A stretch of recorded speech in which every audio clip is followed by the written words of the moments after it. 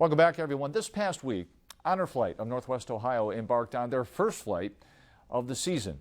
And as is the case for so many veterans, it is a special, special day. And on this particular day, we caught up with a couple from Bowling Green who made the trip together. We were in Washington when they got there. Here's 13 ABC Washington Bureau Chief Jacqueline Policastro. Lois and Otis Sonnenberg met on a blind date during World War II. It's the best thing that ever happened to me. Now they're touring the nation's World War II memorial, sharing how the war brought them together. Lois told me she went on the date because she heard Otis was a sharp dresser and a great dancer. Meeting her was just a complete change of life for me, and I couldn't believe that she liked me. Yeah, I love dancing, and that really helps with girls. Because a lot of guys don't like to dance. We did go dancing that first night. So he had to prove that he could dance, and we've danced ever since. Lois was training to be a nurse in Michigan, and Otis was studying electronics in Chicago. For 2.5 years, they wrote love letters. Letters were really wonderful. We all had mailboxes on the first floor by the elevator in our dorm, and everybody would run to their mailboxes every day. Lois and Otis both had 2 brothers who served in World War II, but they never got to come to see the memorial. So the couple told me they're dedicating this trip to their brothers. Reminds me of how wonderful it is to be an American. And I feel like the spirit of my brothers is here with us today, and his brothers, his 2 brothers, and we have our sons here who didn't have to go to war. So it's very emotional for me. And emotional for the Sonnenberg sons, too. They grew up in Ohio. After the war, Otis took up dairy farming, and Lois was a nurse, then a teacher. They're the kind of people we want to live up to be like, we consider them our heroes. It's a great story too, and there are many stories like that. It's just nice that some of them get to be told. I wish they could all be told. Reporting in Washington, Jacqueline Policastro, 13 ABC Action News. And that is just one of so many great stories that comes of every honor flight.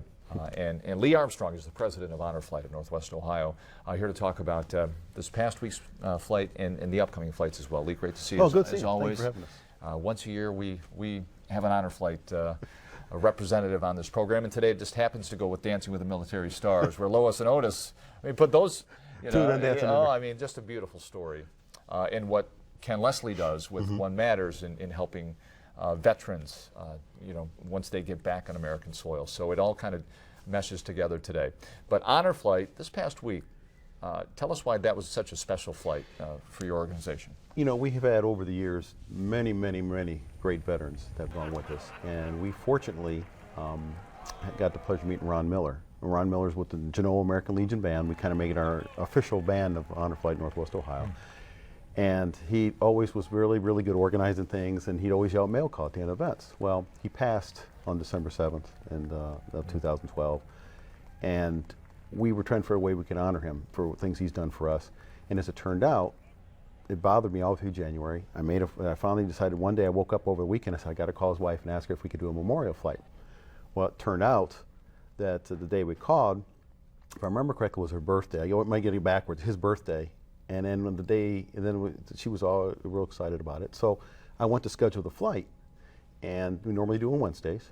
And as it turned out, there was no buses available. The only day of buses was available was the 30th when we went. And so when I called her back and told her, she says, "Oh, that was another celebration they would have had together. I think it was anniversary." And as it turned out, it was a great event for both, because we actually took his flag with us, and we took it, and he was a Vietnam vet, and we took it to D.C. and had a little ceremony there for him, specifically for him. And every flight has a story that is like that. And but we're losing our World War II veterans now. I don't know what how many are left here, but it's Korea and Vietnam, and now we have, and I don't know how the Iraq wars. Right. And we still have folks who are going to Afghanistan, yes, sir. Even though the drawdown is supposed to be done in 2014. So you're nowhere near being done, are you? No, that's a good thing. Yeah, We actually have, right now, I currently have about 35 World War II veterans and they have never seen a memorial, and they want to go. And we have approximately just a little over 300 Korean vets, and we have about 100 Vietnam vets.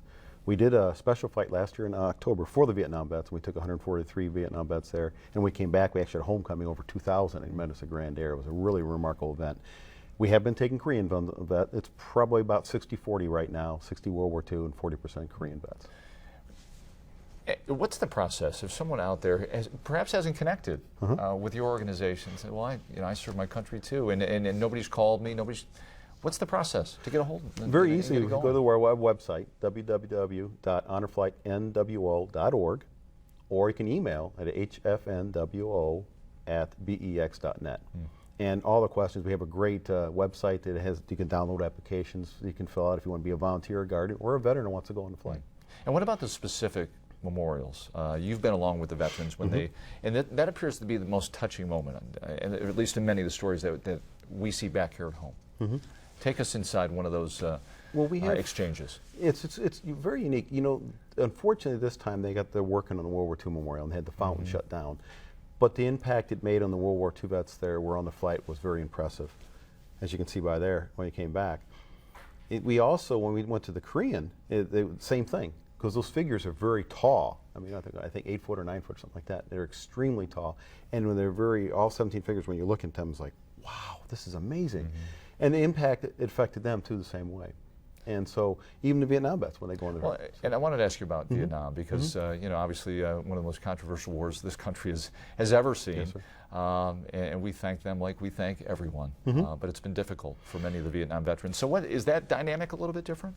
It was. When we went in October, the flight we did, we arranged everything quite a bit differently. We actually came up where we drop off and meet, you know, the memorials themselves. We actually went up near the Vietnam, dropped off, and we had a color guard waiting for them. We did a wreath laying, and it was a little bit different because we wanted to make it different, especially for them, because they didn't get the homecoming they deserve. And that's not to take away for the Korean or anybody else vets or the World War II vets. It's just that we wanted to make this flight, because a special donor, we want to make sure this flight was geared specifically for the Vietnam vets and that they could truly enjoy it. Yeah, and we thank everybody who serves this country in Iraq and Afghanistan and all over the world at this time.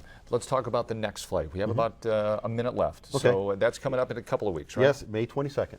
And that composition is about the same, about 60% World War II and 40% Korean.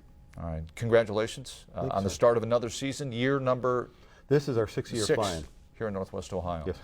Get a hold of Honor Flight of Northwest Ohio. You want to get involved in this cause? I have a hunch they'd welcome you, right? Open right. arms. Yes, sir. Yes, sir. Lee Armstrong, Thank you, President, sir. Honor Flight of Northwest Ohio. My best to David Chilson will. and Jim Tishy as well, who put so much work into Honor Flight here at home. Thank Make you. it a great Sunday, everybody. We'll see you next week on Conklin & Company.